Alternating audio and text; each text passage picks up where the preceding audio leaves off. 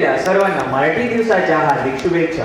आदरणीय व्यासपीठ, माननीय व्यवस्थापिका सिस्टर दिव्या, माननीय मुख्याध्यापिका सिस्टर जुले, माननीय उपमुख्याध्यापिका सिस्टर डेला, सिस्टर अँसिना व सर्व शिक्षक व शिक्षकेतर कर्मचारी आणि माझे सर्व विद्यार्थी मित्र व मैत्रिणी, आज इथे आपण मराठी दिवस साजरा करण्यासाठी जमलो आहोत.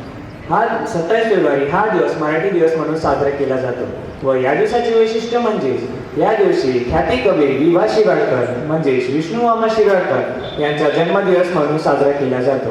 हा दिवस 27 फेब्रुवारी 1999 पासून साजरा करण्याची सुरुवात झाली. या दिवशी लावणीसारखे पारंपरिक मराठी लोकनृत्य, लोकप्रिय मराठी गाण्यांचे सादरीकरण, प्रसिद्ध मराठी कवींच्या कवितांचे मनोहर पठण, मनमोहक सांस्कृतिक सादरीकरण करतात. हा दिवस मराठी कवींच्या साहित्य, कला व समाजासाठी केलेल्या योगदानाची आठवण म्हणून साजरा करतात.